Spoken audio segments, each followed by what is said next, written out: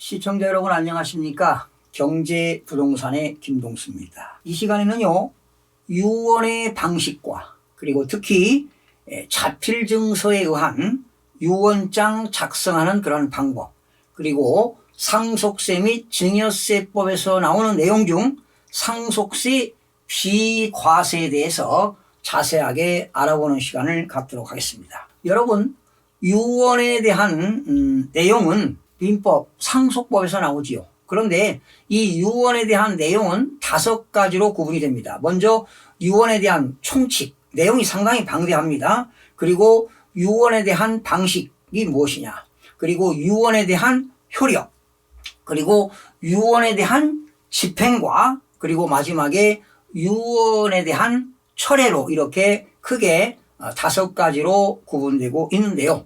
그러면 총칙에 나오는 내용부터 한번 살펴보겠습니다. 여기에 여러 가지가 있지만 2가지만 소개하겠습니다. 민법 1060조에는요,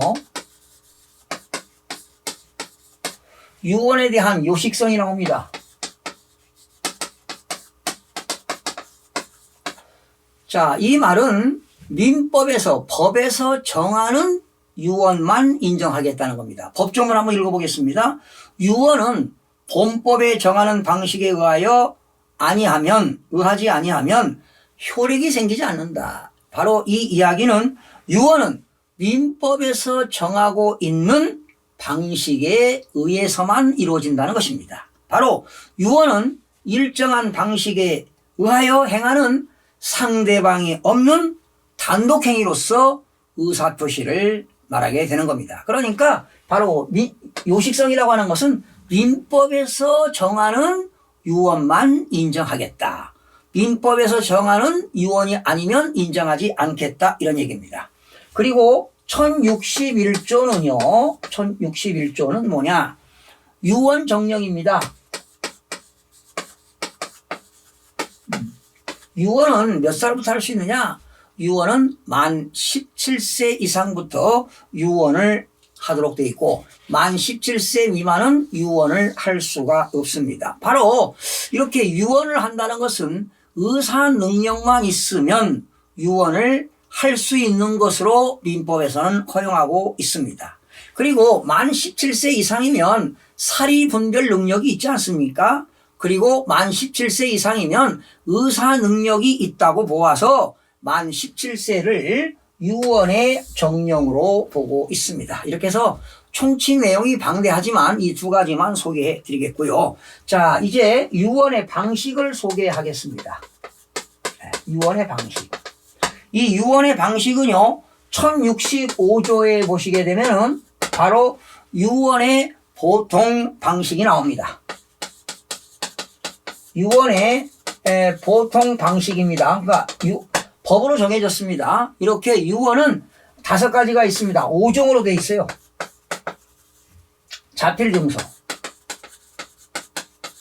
자필증서가 있고요. 그리고 녹음에 의한 유언이 있고요. 그리고 자필증서, 그리고 녹음에 의한 유언이 있고, 공정증서에 의한 유언, 그리고 비밀증서에 의한 유언, 그리고 구술증서에 의한 유언. 구술증서입니다. 구술증서. 이렇게. 자, 유언의 보통 방식에는 5종이 있다. 자필증서가 있고, 녹음이 있고, 공정증서가 있고, 비밀증서가 있고, 말로 하는 구술증서가 있는데요. 바로 이렇게 5종으로 나뉘어집니다. 바로 이렇게 유언은 하나의 요식행위로서 오직 5종의 방식으로만 의해서 가능하다는 걸 기억하시기 바랍니다. 바로 이것이 유언의 요식성이 되는 것입니다. 자, 그러면 이제 1066조부터 자필증서 유언이 나옵니다. 자, 자필증서. 여러분, 가장 좋은 게 자필증서가 최고입니다. 자필증서입니다. 그래서 오늘은 주로 자필증서 위주로 여러분들에게 전해드리도록 하겠는데요. 이 자필증서에 의한 유언입니다. 이런 자필증서에 의한 유언은요, 전문을 써야 돼요. 전문. 그러니까 자필 증서에 대한 전문은 그 내용이 되겠죠. 내용을 전문이라고 하고, 그리고 연월일을 써야 되겠고요. 이따가 자세하게 사례를 설명을 드리겠습니다. 연월일을 써야 되겠고, 그리고 주소, 성명을 자서해야 돼요. 본인이 자필로 써야 됩니다. 타인이 써주는 거 인정하지 않습니다. 그리고 인쇄된 거 있잖아요. 컴퓨터에서 입력해가지고 이거 절대로 인정하지 않고 자서로 해야 되고요. 그리고 도장, 날인을 해야 됩니다. 사인되지 않습니다. 도장, 인감도장이나 막도장, 도장을 분명히 해야만이 유효합니다. 작성 방법은 잠시 후에 알려드리도록 하겠습니다. 그리고 혹시 이제 이렇게 전문을 썼는데 말이죠. 이 내용에 혹시 문자를 산입하거나 내용을 산입하거나 또 썼는데 그냥 삭제하는 경우 있잖아요. 또는 내용을 변경하는 경우가 있습니다. 내용을 삽입하거나 또는 삭제하거나 내용을 변경할 때는 유언자가 반드시 자서하고 두 줄로 긋고 자서하고 거기다가 도장을 다시 찍으면 됩니다. 날인하면 됩니다. 참고로 알아두시기 바라고요. 여러분, 자서라는 건 뭡니까? 자기가 글씨 쓰는 건 아니겠습니까? 그러므로 절대로 남한테 대피를 시키거나 인쇄한 것은 자필증서가 될 수가 없습니다. 그러면 이러한 자필증서 보관은 어디에 하는 게 좋을까요? 보관은 뭐 여러분들 장롱에도 할 수도 있고요. 이불 속에도 할 수 있고, 뭐 금고에도 할 수 있고, 서재에도 할 수 있고, 또 본인이 자주 사용하는 그런 서랍 같은 데도 할 수가 있겠죠. 자, 1067조는 녹음에 의한 유언입니다. 네, 녹음에 의한 유언입니다. 오늘은요, 여러분, 이 자필증서에 의한 유언을 집중적으로 다뤄드리도록 하겠습니다. 이 녹음에 의한 유언은요, 그 유언하는 유언자가 유언의 취지가 있을 거 아닙니까? 예, 유언의 내용이 있을 거 아니겠어요? 그리고 유언 내용하고 본인의 성명, 그리고 그 연월일을 구술하면 돼요. 말로 하면 되고, 그리고 이때 그 녹음할 때 거기에 참여한 증인이 그 유언에 대한 정확성과 그리고 그 성명을 구술하도록 되어 있습니다.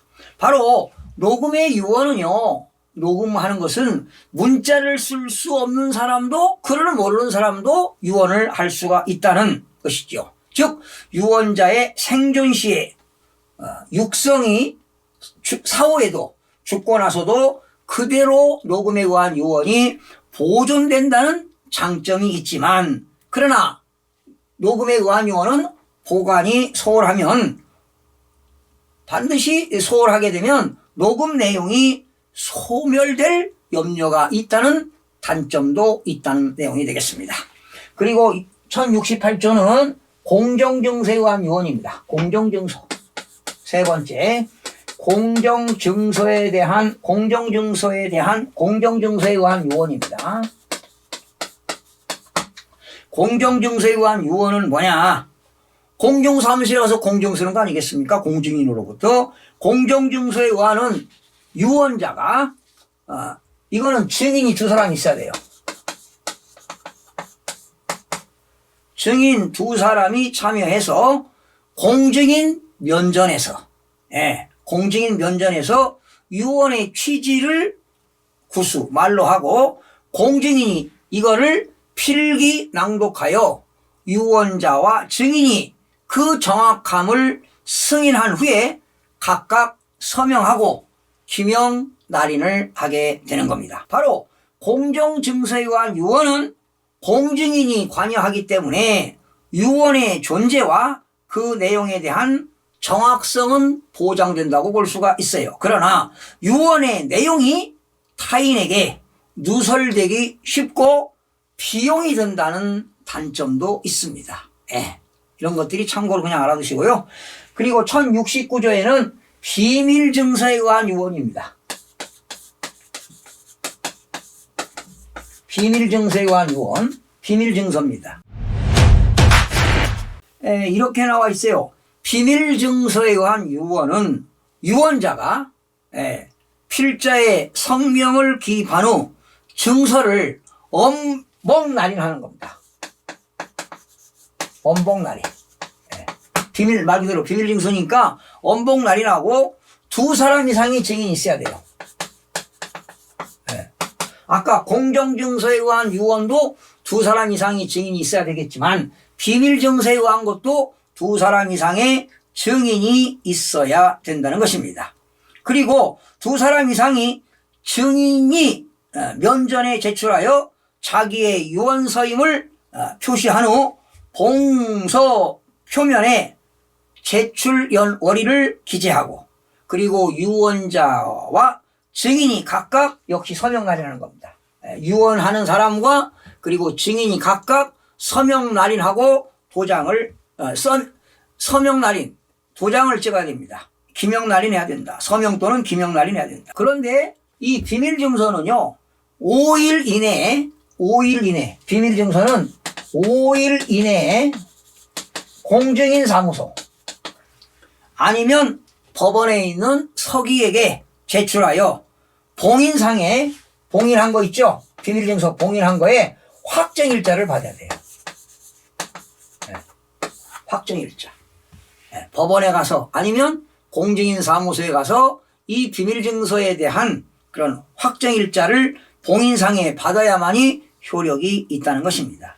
이렇게 이러한 유언 내용이 비밀증서는 비밀을 유지할 수 있습니다. 그러나 유언서를 분실하거나 은닉할 염려가 있으며 검인 절차가 있다는 그러한 점에서 번거로움도 있다.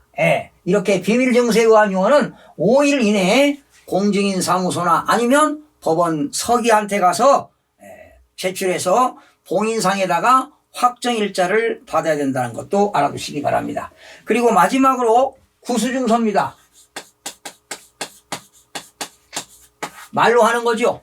구수증서에 의한 유언입니다. 이런 거는요, 유언자가 지금 긴박한 상황에 처해 있습니다. 질병 등으로 고통받고 있는데 이제 생명이 상당히 위태롭습니다. 이런 질병, 기타 급박한 사유로 인하여 유언할 때인데 여기에는 유언자가 반드시 이것도 2인 이상의 증인이 있어야 됩니다. 2인 이상이 증여로 참여해가지고 그 1인에게 유언의 취지를 구수하고 유언자가 유언의 취지를 구수하고 구수를 받은 자가 이를 필기하고 낭독하여 유언자의 증인이 정확함을 승인한 후 각자 역시 서명하고 기명날인해서 유언하는 것이 구수증서가 되겠습니다. 바로 이렇게 급박한 사유가 발생했을 때 이렇게 구수증서에 의한 유언을 하게 되면 이거는 7일 이내에 이거는 구수증서는 7일 이내에 법원에 가서 검인을 신청해야 됩니다. 검인 신청.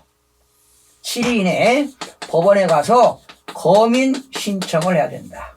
이게 바로 구수증서가 되겠습니다. 결과적으로 구수증서에 의한 유언은 급박한 경우에 할 수 있다는 장점이 있지만 법원에 가서 7일 이내에 검인을 받아야 한다는 단점도 번거로움도 있다는 것도 알아두시기 바랍니다. 결과적으로 가장 좋은 건 뭡니까? 증인도 있어야 되잖아요. 그리고 뭐 법원에다가 또 가서 봉인도 해야 되죠. 확정일자 받아야 되죠. 또 뭡니까? 검인 신청해야 되죠. 번거로움이 있습니다. 가장 좋은 건 뭡니까? 혹시 유언하고 싶은 사람들은 자필증서 유언이 가장 좋습니다. 돈도 안 들어가고요. 가장 좋습니다. 그런데 참고로 비밀증서에 의한 유언에서 비밀증서에 의한 유언이 전환되는 경우가 있습니다. 비밀증서에 의한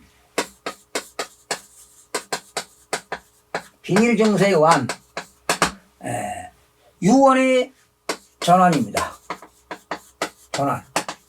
이게 무슨 말이냐면 원래 비밀증서에 의한 유언을 했는데 거기에 흠결이 있어요. 비밀증서에 흠결이 있어가지고 그 증서가 자필증서 방식에 적합하다면 자필증서에 의한 유언으로 본다는 겁니다. 그러니까 비밀증서 자체에 흠결이 있다면 그게 자필증서로 전환될 수, 컨버션 할 수 있다는 것입니다. 바로 추가로 설명드리면 비밀증서에 의한 유언을 하였으나 그 방식에 흠결이 있어서 무효가 되는 경우에도 그 비밀증서가 자필증서 방식에 적합할 때는 자필증서에 의한 유언으로 간주하겠다. 그러니까 비밀증서가 자필증서 유언으로 간주된다. 이게 전환된다는 것입니다. 참고로 그냥 알아두시면 되겠고요.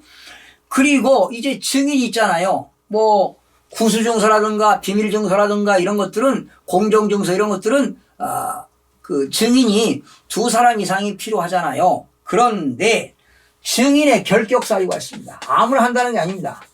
증인의 결격 사유.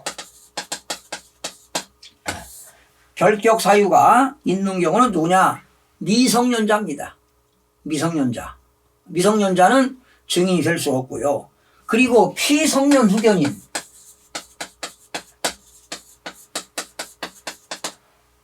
옛날에 이 얘기하면은 그 한정치산자입니다. 한정치산자.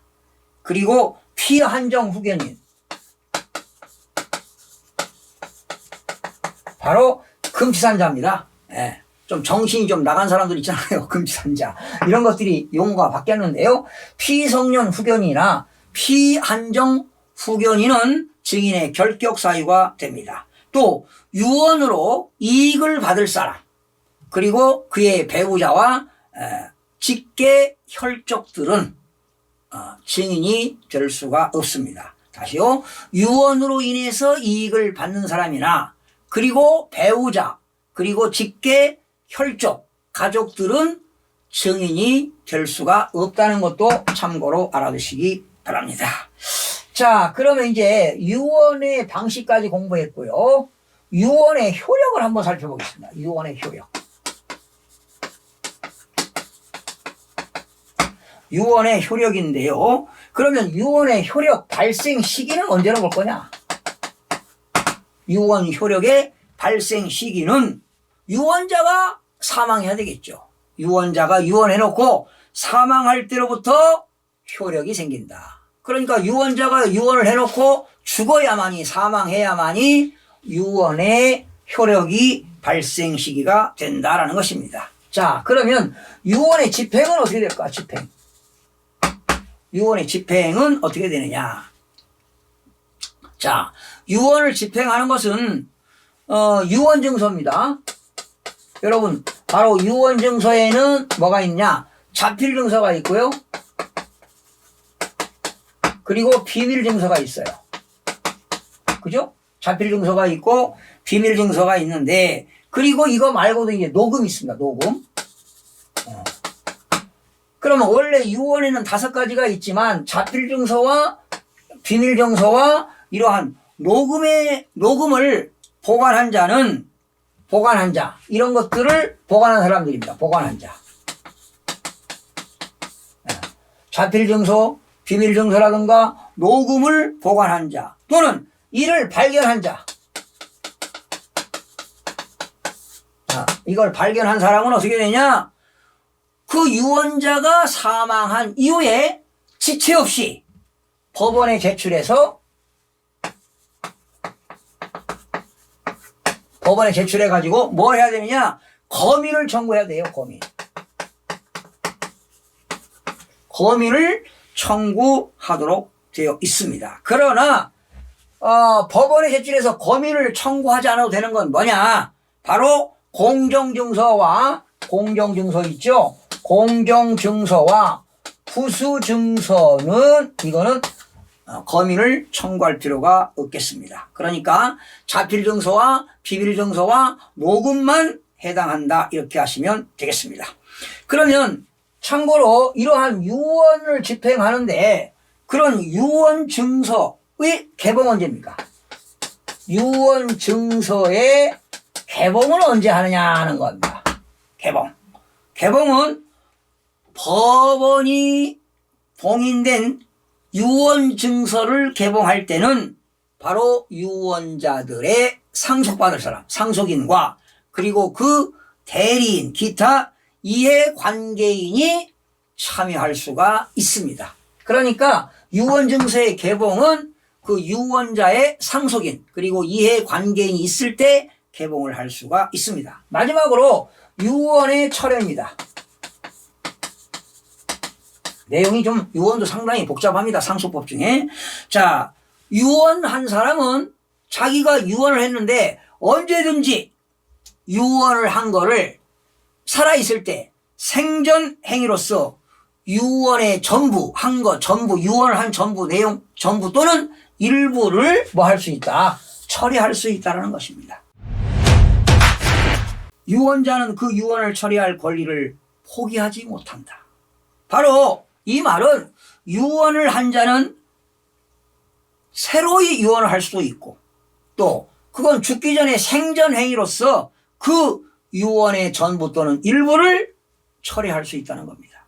바로 유언은 상대방이 없는 단독행위로서 유언자가 사망하여야만이 효력이 발생합니다. 그러므로 유언자가 사망하기 전 새로운 사적 자치입니다. 바로 새로운 사적 자치이기 때문에 이를 처리하는 것이 허용되는 것이 타당하다. 사적 자치입니다. 자기 유언했다가 다시 유언을 안 할 수 있어요. 처리할 수 있습니다. 전부 또는 일부를 처리할 수도 있다. 본인의 의사입니다. 사적 자치라고 볼 수가 있기 때문에 처리하는 것은 허용하는 것은 당연히 타당하다는 내용이 되겠습니다. 자, 그럼 마지막으로 이렇게 유언의 종류 5가지를 설명드렸는데 가장 돈 안 들이고 가장 간편하게 할 수 있는 게 뭡니까? 자필증서의 유언입니다. 자, 오늘은 이 자필증서 유언을 할 때 한 가지만 잘못 써도 하나만 잘못 써도 무효가 된다는 사실을 기억하시기 바랍니다. 언론에서도 이런 거 많이 봤죠? 어떤 분이 돌아가시면서 유언장을 작성했는데 거기에 그 법에서 정한 내용대로 효력이 발생하지 못했어요. 그래서 뭐 120억인가요? 뭐 사학재단에다가 기증을 하기로 했는데 무효된 사실이 있었습니다. 그게 자필 유언인데 정확하게 그 자필 유언 증서가 이루어지지 않았기 때문에 효력이 발생하지 못했다는 겁니다. 자, 자필 증서에 의한 유언 증서입니다. 자필 증서에 의한 유언 증서. 자필 증서에 의한 유언 증서입니다. 먼저 유언자. 아무개 쓰겠죠? 유언자. 그리고 이제 생년월일 씁니다. 생년월일 쓰시고 그리고 여러분 주민등록표를 보게 되면 등록 기준지가 있잖아요. 주민등록 등록 기준지 주소 쓰시면 되겠고 그리고 그 밑에 주소. 이 주소는 주민등록법에 의한 현재 주소가 되겠습니다. 주소 쓰시면 되겠고 그리고 전화번호 쓰면 되겠습니다. 자, 유언자 성명 쓰시고 반드시 생년월일 들어가야 됩니다. 그리고 주민등록에 등록 기준지가 있고 주소 쓰면 되겠고 전화번호 쓰면 되겠습니다. 자, 그 밑에 이제 뭡니까? 유언사항을 쓰면 돼요. 바로 전문입니다. 전문. 내용이죠. 유언사항. 자, 한번 그냥 서식을 그냥 한번 읽어보겠습니다. 1. 나는 다음과 같이 유언한다. 내용입니다. 전문. 재산에 사인증이라는 게 있습니다. 사인증이라는 것은 이 민법 562조에 나오는 건데 내가 너한테 증여하는데 지금 주는 게 아니고 증여계약을 체결하는데 효력 발생은 뭐냐? 나 죽으면 가져라는 겁니다. 이게 바로 사인증여입니다. 너한테 증여하는데 나 죽으면 가져라. 자, 이런 사인증여 계약입니다. 그러면 이때 사인증여에 대한 등기 원인은 증여로 등기가 됩니다. 증여가 된다. 또는 유증입니다.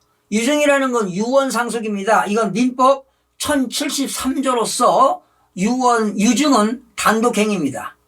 유언하는 거니까 단독행위인데 등기 원인은 유증이 된다에 관하여 자, 그 부동산 물건 소재입니다. 예를 들어서 경기도 시흥시, 경기도 남양주시, 호평동 몇 번지에 있는 건물은 또는 토지는 상속인 장남 누구 그리고 장남의 주소와 장남의 생년월일, 월일에게 어떤 것을 증여하고, 그리고 또 남양주시 무슨 동 몇 번지에 있는 대지구에 있는 주택입니다. 철근 콘크리트 슬라브 지붕 1층 주택은 차남 이름 쓰시고 차남의 주소, 차남의 생년월일에게 이거를 증여하고, 즉 사인증여가 되겠습니다. 또는 유증이 되겠는데, 바로 나의 사망으로, 바로 이 유언자 사망으로 인하여 효력이 발생한다. 그러니까 이 유언자가 장남에게는 뭘 주고 차남에게는 뭘 주고, 이때 차남의 장남과 차남의 성명, 생년월일, 주소도 다 기록해야 됩니다. 그리고 두 번째, 유언 집행자의 지정에 관해서는, 유언을 집행할 사람입니다. 지정에 관해서는 위 사인증여 계약 또는 유증의 이행을 위하여 유언 집행자로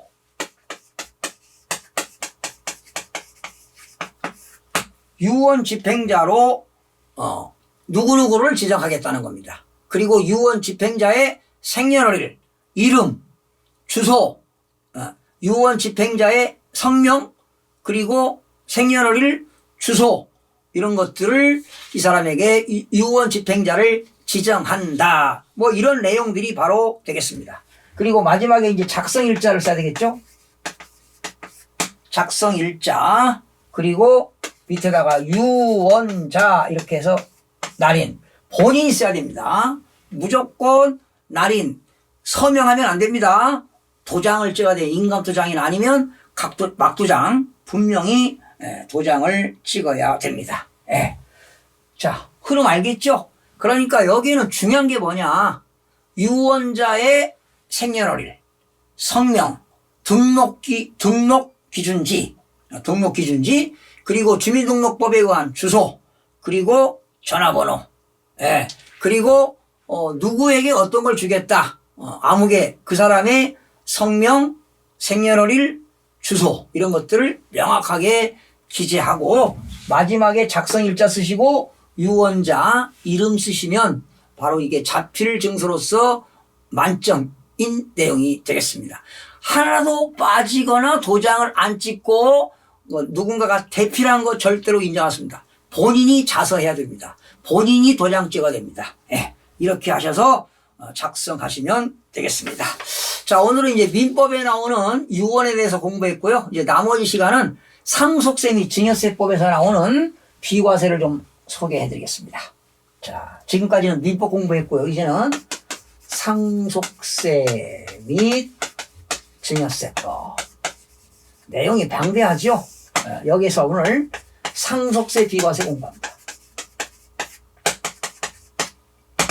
비과세라는 것은 과세관청이 세무서가 상속세를 과세하지 아니한다. 이런 내용이 되겠는데, 이거는 먼저 두 가지로 구분될 수 있는데, 전사자 등에 대한 비과세입니다.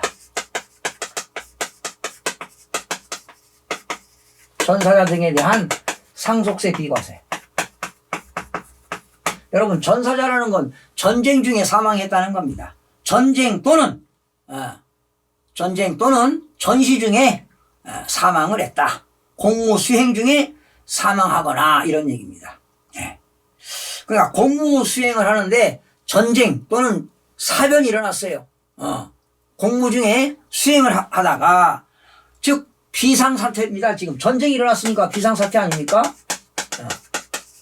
비상사태로 인해서 토벌을 하거나, 토벌이라는 건 뭡니까? 제 상대방을 억압하는 거 아니겠습니까? 죽이는 거 아니겠습니까? 토벌 또는 경비 등 이런 작전 업무를 수행하는 겁니다. 작전 업무를 수행하다가 사망했다면 이건 상속세 비과세 하겠다는 것입니다. 그 다음에 12조의 상속세 및 증여세법 제12조에 비과세가 되는 상속재산입니다.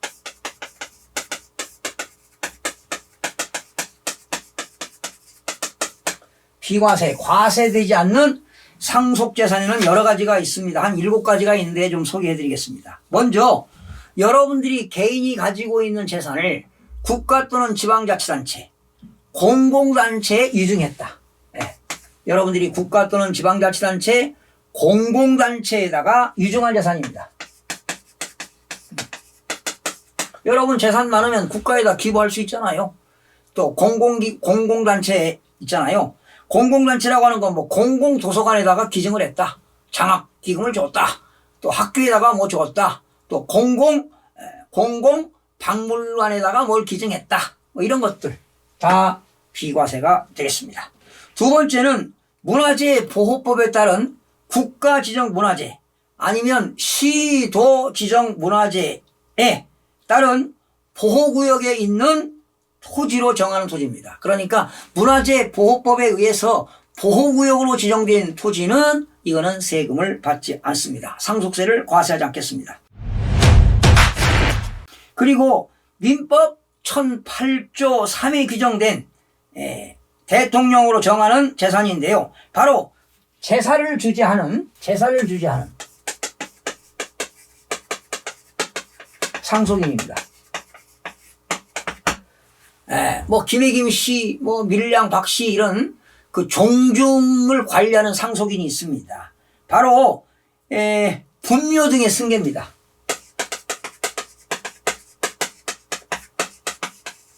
여러분 김해김 씨 선산이 있어요. 그 선산을 관리하는 상속인입니다. 특히 금양임야라는 게 있어요. 여러분 선조들 임야에다가 묘를 많이 쓰고 하잖아요. 그런데 금양임야라고 하는 건 이제 나무 채벌 같은 걸 못하는 게 금양임야인데 금양임야가 9,900제곱미터입니다. 이를 정거라고 하죠. 지금 이 법을 개정시켜야 돼요, 이거. 지금 이를 정거란 말 안 씁니다. 9,900제곱미터가 되는 금양임야입니다. 그런데 금액은 2억 원 한도입니다. 그러니까 종중이 소유하고 있는 임야인데요. 2억 원까지. 그리고 면적은 9,900제곱미터인데 금액으로 따지면 2억 원 한도까지만 비과세하겠다는 것이고요. 그리고 농지인데 농지에다가 시골에 가면 묘를 쓰는 경우도 있습니다. 이걸 묘토라고 하는데요.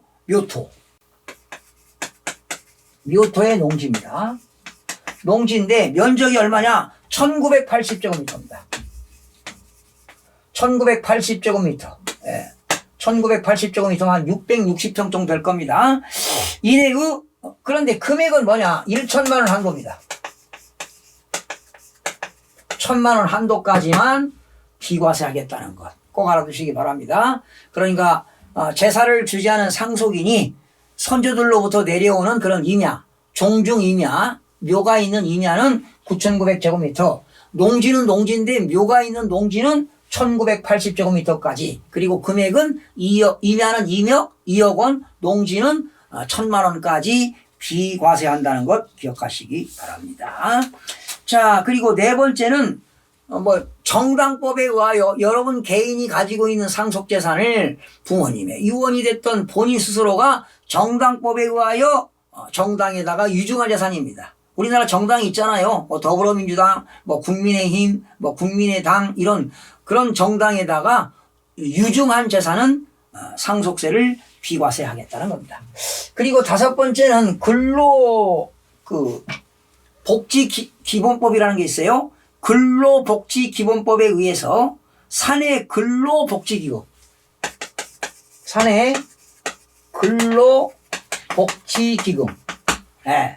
그 밖에 이에 유사한 것으로서 이런 단체에다가 유증한 건데요. 특히 우리 사주조합입니다.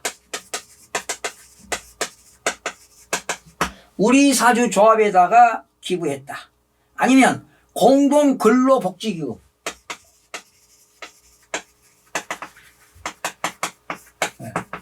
공동근로복지기금 등에다가 유증을 했다.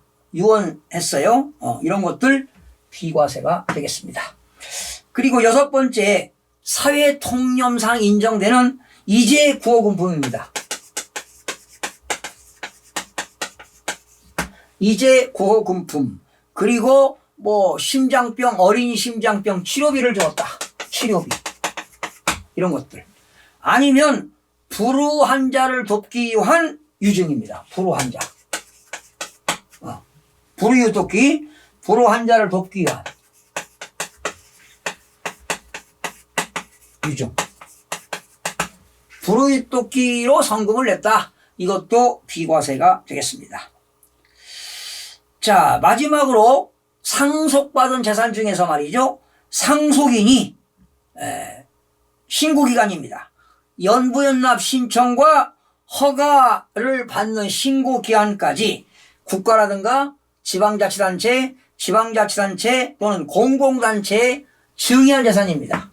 예, 국가의 증여, 그러니까 상속받은 재산 중에서 상속인이 하는 겁니다. 유언 상속이 아니고 상속인이 국가 또는 지방자치단체, 공공단체에 증여한 재산도 이런 것들 상속세 비과세가 되겠는데요. 참고로 말씀드리면 우리 개인들은 이런 거 많이 하지 않는데 주로 이제 법인들, 큰 대기업들이 말이죠. 상속세라든가 법인세를 적게 내기 위해서 이렇게 비과세 혜택을 보는 경우가 있는데요. 혹시 여러분 개인 중에 재산이 많은 사람은 상속세 과표가 30억 원이 넘어가면 세율이 50%입니다. 그러면 과표를 계산해 가지고 30억이 넘지 않는 범위 내에서 세금 내고 세금 낼 돈으로 오히려 말이죠. 이렇게 장학재단을 설립한다거나 또는 공공단체에 유증을 했다면은 세금을 줄 수 있고 또 이름도 빛나는 거 아니겠습니까? 그렇죠? 그래서 이렇게 뭐 피상속인 돌아가시기 전에 유언 유증을 해가지고 이러한 공익단체에 기부하는 경우도 있지만 또 상속받은 재산을 상속인이 이런 국가라든가 지방자치단체 공공기관에 이런 증여를 했다면 이러한 상속재산 비과세 혜택을 받는 것을 여러분 알아두시면 많은 도움이 되겠습니다. 계속해서 앞으로 민법에 나오는 상속법과 상속세 및 증여세법에 나오는 상속세 또 계산하는 방법, 상속세 흐름, 계산 다양한 내용들을 여러분들에게 시간 날 때마다 전해드릴 것을 약속드리면서 여러분들 많은 성원과 관심 부탁드리면서 방송을 마치겠습니다. 여러분 고맙습니다. 마음이 드셨다면 구독, 좋아요 꼭 부탁드리겠습니다. 고맙습니다.